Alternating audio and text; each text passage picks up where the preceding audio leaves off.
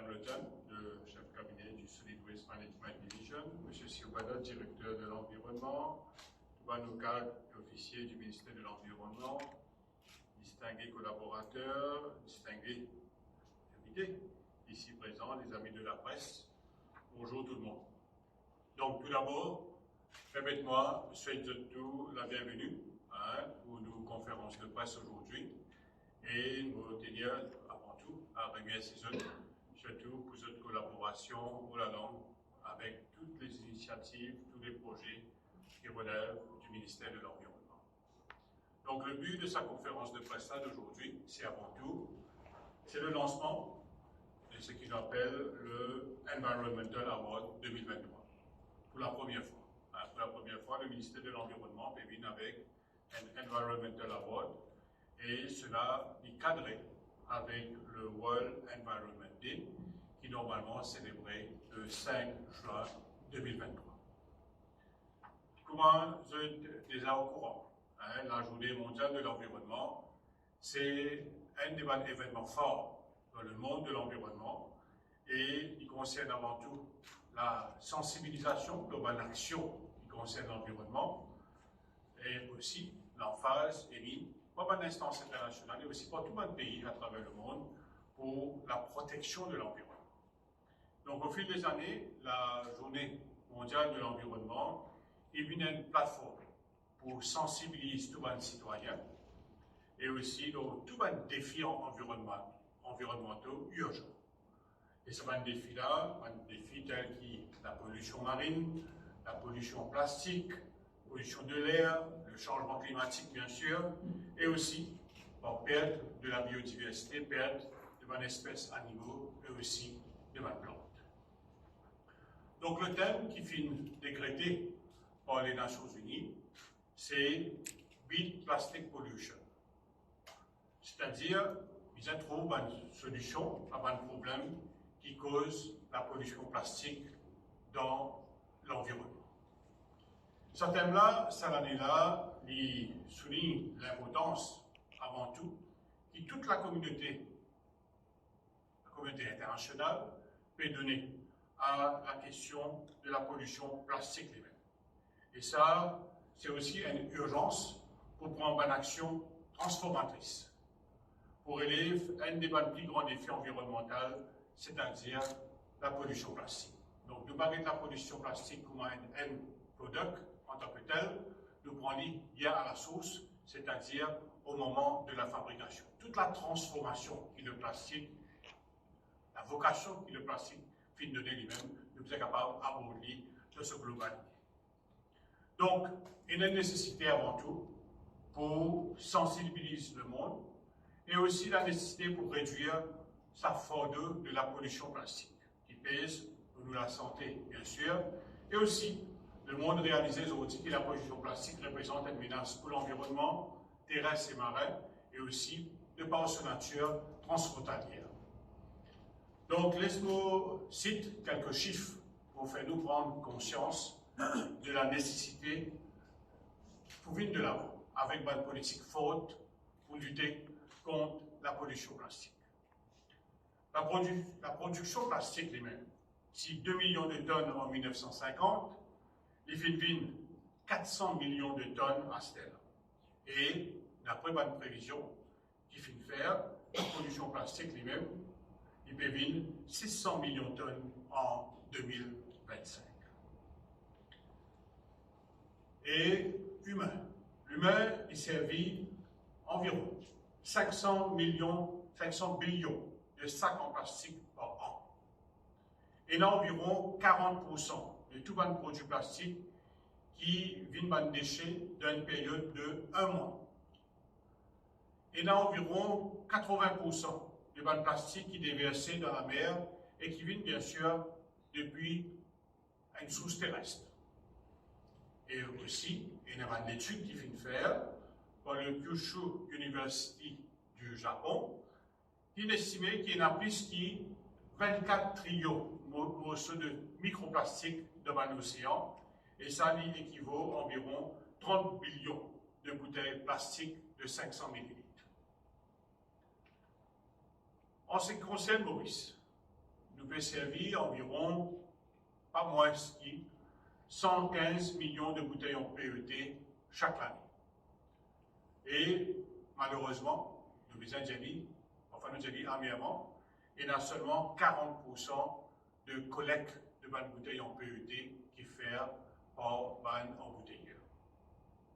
Donc, nous générons environ 116 000 tonnes de déchets plastiques par an, et de ces 116 000 tonnes-là, il y a environ 75 000 tonnes par an de déchets plastiques qui a marché. Et donc, nous retrouvons avec seulement 3 000 tonnes à être recyclées, et malheureusement, il y a un certain nombre de ces déchets plastiques-là, automatiquement, quand nous faisons le calcul, automatiquement, il y a un bon nombre de ces plastiques-là retrouvés dans la nature terrestre et aussi dans la nature marine, bien sûr. Donc, pour adresser ce problème plastique-là, comment je le connais, le gouvernement il prend l'engagement pour faire Maurice une plastic free. Et là, dans le plus bref délai. Dans cet élan-là, en octobre 2021, mon ministère, avec la participation de tous les stakeholders, organise une conférence avec pour thème Plastic Free Mauritius. Et nous pouvons aussi développer un roadmap pour un pays sans plastique. Dans sa même ligne-là, l'UNEA, le United Nations Environment Assembly, en février 2022, pendant cette 5e session, Tivine avec, toujours dans la lutte contre la pollution plastique, il vient avec une résolution qui a vocation lui-même, c'est qu'il nous souhaitait qu'il devienne un internationally legally binding instrument d'ici 2024. Donc, à nos niveaux, nous ne pouvons pas attendre la résolution de l'UNEA. Bien sûr, depuis pas mal de temps, nous prenons une série de bonnes mesures pour initier une action contre la pollution plastique. Par exemple, nous faisons un règlement pour bannir et contrôler un certain nombre de produits en plastique, surtout les single-use plastique. Et aussi, nous payons en collaboration avec différentes instances universitaires. Nous pouvons aussi faire une recherche sur le plastique biodégradable, le microplastique dans l'environnement, et aussi trouve une alternative locale en ce qui concerne le plastique. Pour tenir à nous venons avec une série de règlements pour bannir un certain nombre de produits plastiques. Il y a 2 critères principaux qui nous filment toujours respecter, qui nous filment toujours mettre de l'avant avant que nous venions avec ces mesures-là. C'est avant tout garantir l'accessibilité à ces alternatives plastiques-là. Deuxième critère qui est tout aussi important, nous films toujours assurer nous avant qu'ils nous implémentent une mesure contre la pollution plastique, c'est assurer que ces alternatives-là les viennent à un prix abordable. Donc, ces 2 critères, et ces 2 critères-là, vous pensez, ils permettent nous d'implémenter un certain nombre de produits et là, vous tenir à remercier bon nombre de petites et moyennes entreprises, bon nombre aussi de grosses boîtes qui finissent faire ça shift à des produits qui sont écologiquement acceptables. En plus de vision du gouvernement, moi je connais, au ministère fait travail aussi, et aussi fait développer un master plan qui nous finira en public sur l'environnement qui prend de l'année 2020 jusqu'à 2030, avec un objectif pour redynamiser la gestion environnementale à tous les niveaux et booster vers une transition écologique pour un pays vert et durable. C'est dans cette optique-là qui nous tout d'accord qu'il arriverait pour développer une véritable culture environnementale. Donc là, pour tenir à Djali, donc là, le Parlement demain, à partir de demain, pour commencer à débattre le nouveau la loi qui a trait au management of solid waste, solid and hazardous waste, et aussi sur l'aspect de energy recovery. Et ça, il y a dans le droit fil dans nos politiques du passage de l'économie linéaire à l'économie circulaire. Et très prochainement aussi, nous allons travailler sur une refonte de l'Environment Protection Act et nous souhaitons que dans sa session parlementaire-là, nous pouvons apporter la nouvelle loi en ce qui concerne le Environment Protection Act dans le Parlement. Et ça, le fruit de sa réforme-là, c'est avant tout de commencer à partir des assises de l'environnement qui nous rappelle qui a lieu en décembre 2019. À la base de sa assise de l'environnement-là, il y a une série de consultations et là, donc le fruit de cette consultation-là aujourd'hui permet-nous d'apporter ces deux réformes-là, réforme en ce qui concerne le Solid Waste Management et réforme en ce qui concerne le Environment Protection Act. C'est toujours dans la politique pour gérer d'une façon efficiente de nouvelles ressources et aussi protéger l'environnement. Donc là, sa collaboration avec le ministère de l'Environnement ENA avec tous les stakeholders, nous considérons que c'est une condition sine qua non. Une collaboration en ce qui concerne une organisation non gouvernementale, bien sûr la société civile, et aussi, avant tout, il est extrêmement important. Dans toute sa politique en termes de règlement qu'il nous peut apporter, il est extrêmement important qu'il est capable d'inculquer une véritable culture environnementale avec un citoyen mauricien. Donc, pour moi, il est recommandé dans le Master Plan pour l'environnement, le Master Plan 2020-2030, nous bien sûr encourage dans sa politique d'économie circulaire, encourage la population mauricienne sans ce mode de consommation et surtout opter pour la durabilité surtout. Opter bien sûr parce qu'aujourd'hui nous faisons nous compte que le monde en entier peut faire face à sa triple crise planétaire-là en ce qui concerne le changement climatique, la perte de la biodiversité et aussi la pollution contre nouvelles ressources deviennent de plus en plus limitées. Donc, en plus de différentes mesures que le gouvernement prend en collaboration avec tous les partenaires, et d'après mon observation, il y a beaucoup d'initiatives environnementales qui peuvent déjà prendre au niveau du public en général et aussi dans le privé et aussi dans différentes organisations. Et là, je tenir à saluer cet exemple qui bon nombre de organisations peuvent déjà prendre. Et là, il y a pas mal de boîtes, nous pouvons l'occasion de citer quelques-unes, et qui peut déjà prendre une mesure en ce qui concerne la protection de l'environnement, ce passage de l'économie linéaire à l'économie circulaire, la lutte contre la pollution plastique, pour tenir à saluer toute cette organisation-là qui est bien proactif dans le domaine. Donc, pour assurer la durabilité et aussi pour encourager la population pour adopter une action pour protéger l'environnement, le gouvernement et mon ministère trouve qu'il est important. Nous, bien sûr, récompensons les acteurs de la société qui peuvent venir de l'avant avec une mesure à ce niveau. Et ça, nous pensons, il y a une bourse, bien sûr, pour ces stakeholders qui peuvent déjà avoir une série d'initiatives, mais aussi ouvrir la porte pour qui les autres parties prenantes, les autres opérateurs, tant dans le public et aussi dans le privé, viennent de l'avant avec une initiative en ce qui concerne la protection de l'environnement. Et ça, nous pouvons penser pour faire à travers sa activité qui nous peut innover, le ministère de l'Environnement peut innover en 2023 avec le Environmental Awards. Donc, comme on dit, il est extrêmement important. Nous réaffirmons nos partenariats avec nos collaborateurs et surtout pour capable amener un changement dans notre façon de penser, dans notre façon qu'ils se peut produire, dans notre façon qu'ils se peut importer des produits, commercialiser des produits et donc faire sa transition écologique-là avec des produits qui sont beaucoup plus durables surtout. Et donc là, on vient avec le déroulement, le fonctionnement en ce qui concerne le Environmental Award. Donc là, nous permettons tous les acteurs indistinctement, une institution locale, publique, privée, et donc nous sommes capables de compétir à travers ça award-là. Donc le Environmental Award, c'est avant tout un mécanisme à travers lequel nous pouvons souhaiter qu'il est capable de promouvoir la durabilité environnementale avec le soutien de toute une institution et aussi du citoyen mauricien.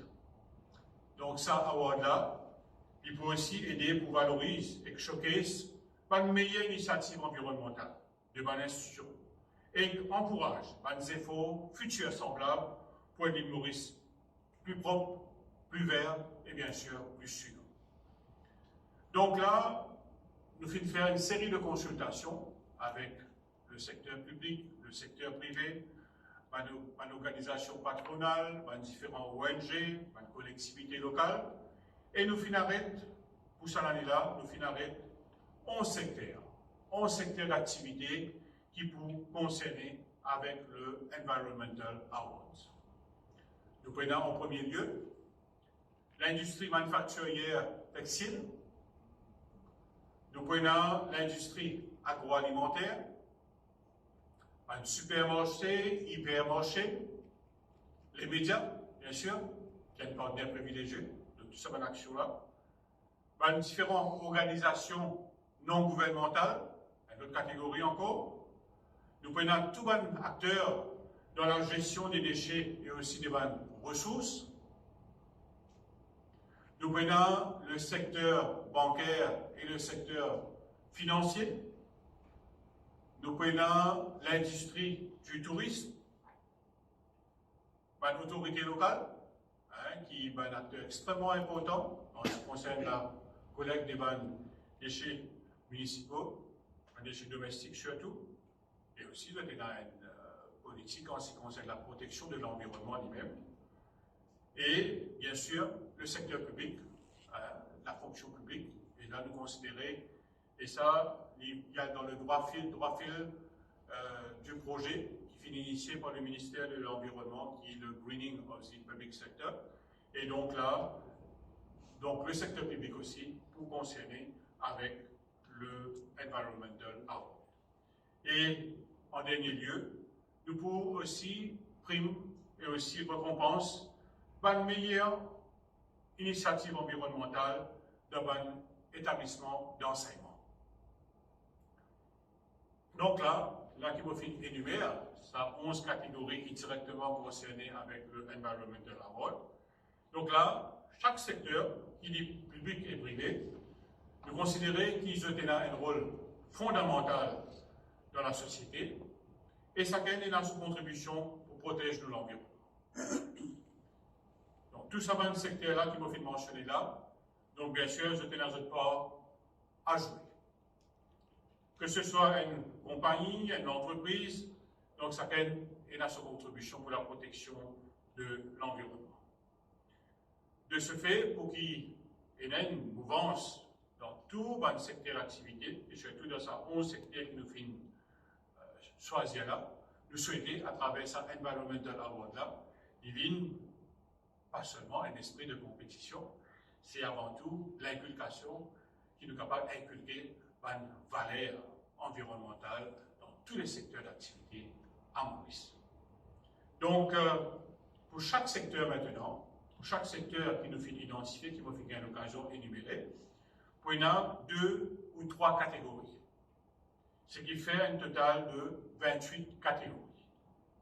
Par exemple, dans la première catégorie, qui a pour nom l'industrie textile, il y a 2 catégories, une petite et moyenne entreprise, et une deuxième catégorie, une grande entreprise. Par exemple, dans le secteur agroalimentaire, il y a aussi 2 catégories. Une PME, petite ou moyenne entreprise, et aussi une grande entreprise. Dans le secteur supermarché, hypermarché, 2 catégories. Un point de vente d'une surface de vente d'au moins 400 mètres carrés, et aussi un point de vente d'une surface qui plus que 400 mètres carrés. Donc, deux catégories. Au niveau d'un établissement d'enseignement, nous avons 5 catégories. Nous avons un niveau primaire, un établissement public, privé, un private middle school, un établissement secondaire, tertiaire, préscolaire, une institution de formation, et les 2, public et privé. Dans le secteur des médias, là nous prenons 4 catégories. Nous prenons le journalisme écrit, radio, deuxième catégorie, journalisme qui concerne multimédia, et aussi nous pour une meilleure initiative environnementale des entreprises de médias. Et en ce qui concerne l'ONG, nous prenons 3 catégories.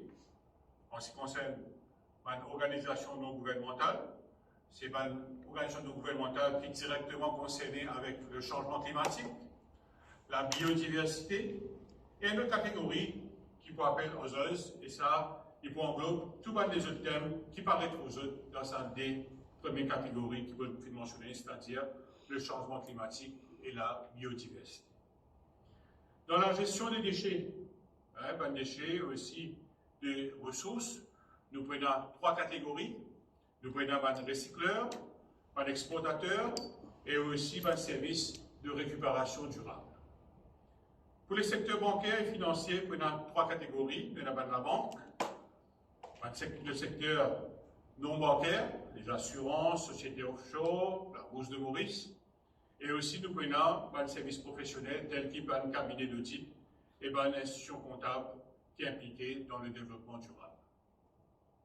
Donc pour l'industrie du tourisme, nous avons 2 catégories, un hôtel et une maison d'hôtes. Donc là, vous tenir à souligner qui, en ce qui concerne ce secteur-là, le Tourism Authority, lui, déjà actuellement organise sa 2e édition de Sustainable Tourism Mauritius Awards. Donc, pour éviter duplication, le ministère travaille en étroite collaboration avec la Tourism Authority, au saluer un représentant qui est présent ici, pour ces 2 catégories-là. Donc, quand une candidature qui vient de recevoir pour le Sustainable Tourism Mauritius Award pour être aussi évaluée et récompensée lors d'une initiative environnementale pendant la cérémonie de la remise des prix pour le Environmental Award. Donc, autre catégorie, le secteur public, ça prend une seule catégorie qui peut couvrir tout le ministère. Et finalement, pour une collectivité locale, là aussi, on a une seule catégorie qui peut couvrir toute une municipalité et différents districts. Et il faut aussi que nous noter, pour chaque secteur, on a un différent panel de jury indépendant qui peut évaluer chaque participation et pour choisir 3 meilleures institutions qui sont basées sur une initiative environnementale qui fait une prendre en considération. Donc, nos ministères sont en consultation avec les membres du jury. Donc, bien sûr, nous prenons une guideline, une participation form qui nous pourra être public pour chaque secteur. Et ça va une guideline là, et ça va une participation form là, qui est accessible le website du ministère de l'Environnement, le environment.gov.mu.org. Donc, vous aurez une occasion de aller sur le background. Et aussi, ça va une forme là, il peut aussi ventiler par nos différents collaborateurs. Donc, bien sûr, nous comptons tous les collaborateurs pour diffuser cette information-là et les autres plateformes pour qu'ils soient capables de gagner maximum de participation. Donc, le ministère peut aussi inviter participation à travers toute une radio, une chaîne de télévision nationale et aussi, bien sûr, la presse écrite. Nous pouvons faire appel à un camarade de la presse pour vulgariser pleinement sa Environmental Award. Donc, les participants pourraient aller jusqu'au 2 mai. 2 mai 2023 à 16h pour soumettre cette application. Donc, l'appel que nous pouvons lancer aujourd'hui est extrêmement important. Et tous les stakeholders, tous les acteurs du public, du privé, participent pleinement à cette initiative qui peut prendre. Donc, nous pouvons gagner l'occasion, comme mal gagnant, dans différentes catégories, dans une cérémonie de remise de prix qui prendra lieu le 5 juin 2023, c'est-à-dire le jour même qui nous peut célébrer la Journée internationale de l'environnement. Donc, dans chaque catégorie, nous prenons 3 gagnants, et dans cette cérémonie-là, nous pouvons aussi gagner l'occasion, visionner la meilleure initiative environnementale du ban gagnant dans différents secteurs. Donc, avant de terminer, vous tenir aussi a saisi cette occasion-là pour dire avec quelques mots, pour dire dans quelques jours, notamment le 22 avril, on a aussi la célébration du Earth Day, décrété par les Nations Unies. Et cette année-là, le Earth Day, ce thème, c'est It Vests Our Planet. Ce thème-là est bien cadré avec l'objectif qui nous est fixé en ce qui concerne le Environmental Award et bien sûr en ce qui concerne mon activité que le ministère de l'Environnement peut mettre de l'avant pour le Earth Day. Nous pourrons avoir l'occasion dans les jours à venir à l'année publique. Maintenant qu'il nous arrive à la fin de la conférence de presse, bien sûr, pour réitérer l'appel que nous pouvons lancer pour dire que c'est extrêmement important de gagner la participation de tous les acteurs. Voilà du jour de sentir vraiment qu'il y a une prise de conscience de la société mauricienne en ce qui concerne la protection de l'environnement. Mais sa prise de conscience-là, il y a une prise de conscience beaucoup plus dans la durée surtout. Il y a dans un changement de comportement lui-même, pour qu'il soit capable d'atteindre nos buts en ce qui concerne ce changement de comportement, en ce qui concerne la protection de l'environnement. Il y a un changement visible au niveau du secteur public, au niveau du secteur privé, des différents ONG, au niveau de la société civile.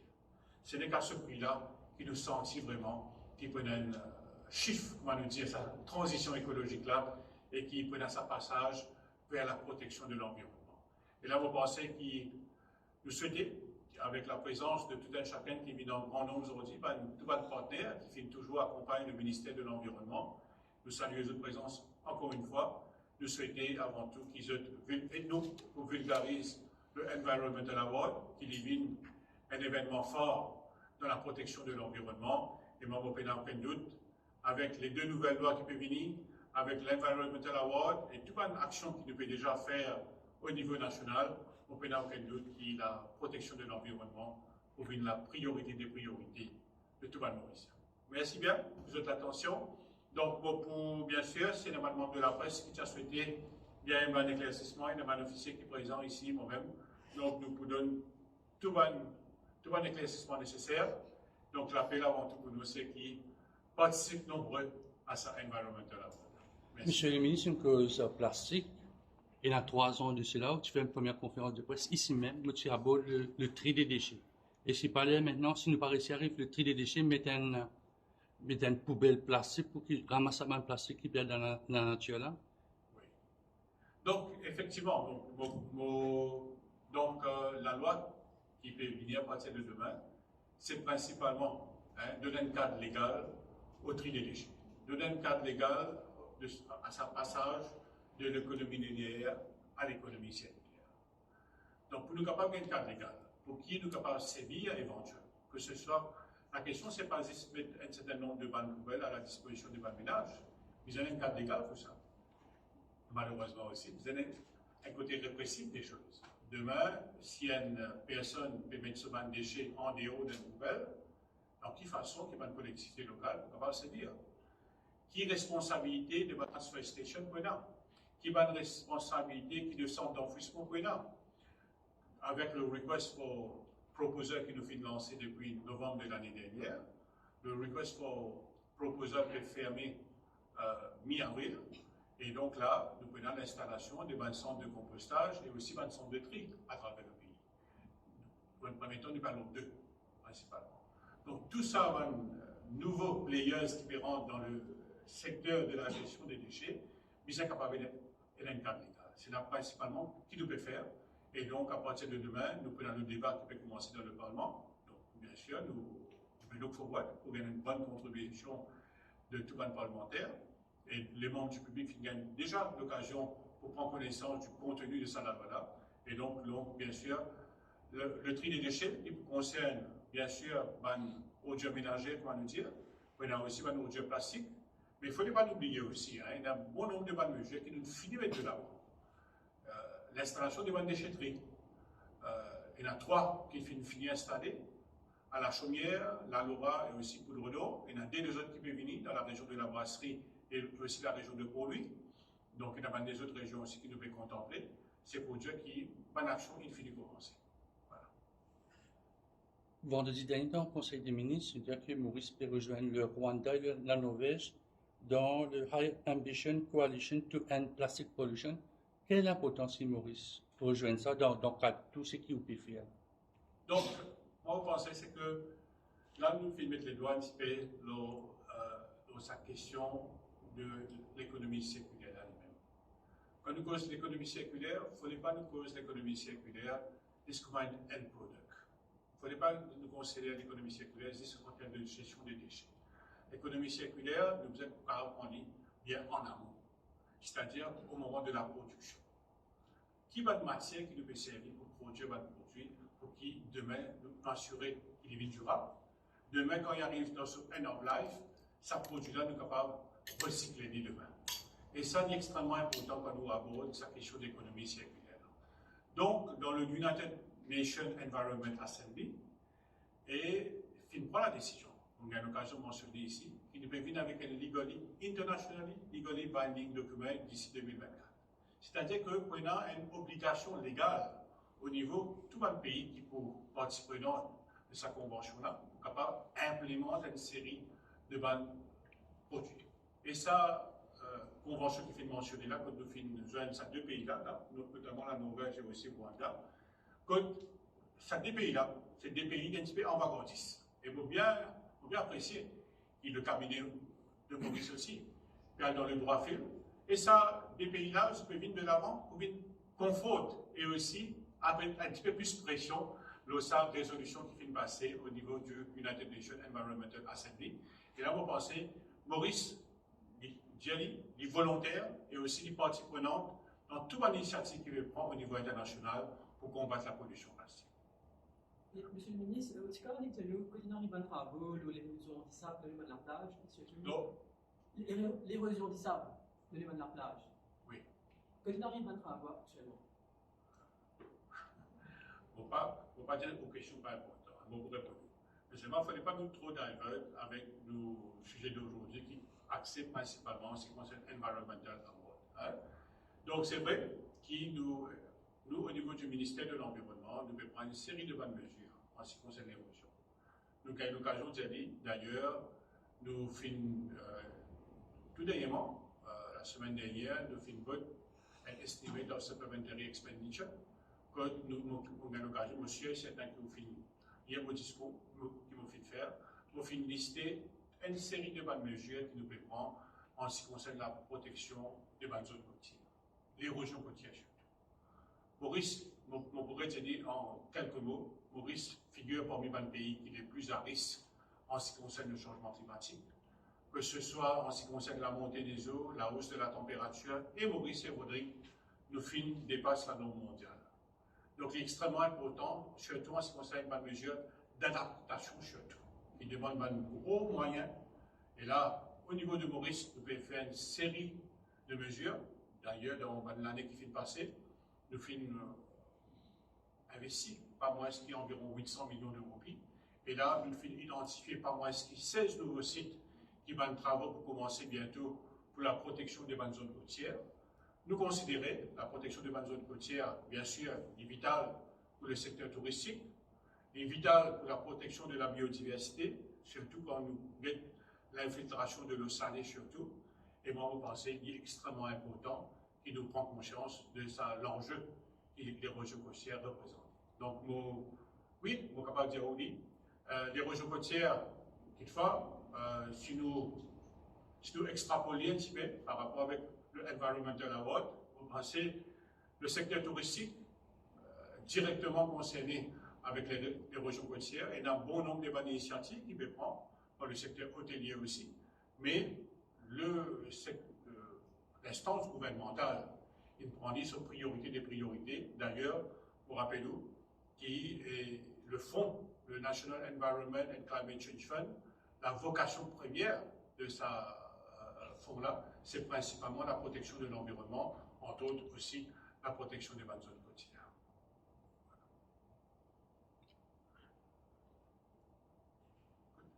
C'est bon? Donc, voilà, nous préparons aussi un petit press kit pour penser à l'intention des membres de la presse avec tout le détail en ce qui concerne le déroulé de l'Environmental Award. Et d'ici là, donc, nous comptons la collaboration de tous nos invités qui sont présents ici, qui participent dans ce grand événement-là, et aussi les membres de la presse, la société civile. Donc nous comptons notre participation pour faire de la Augmented Award un succès. Merci bien.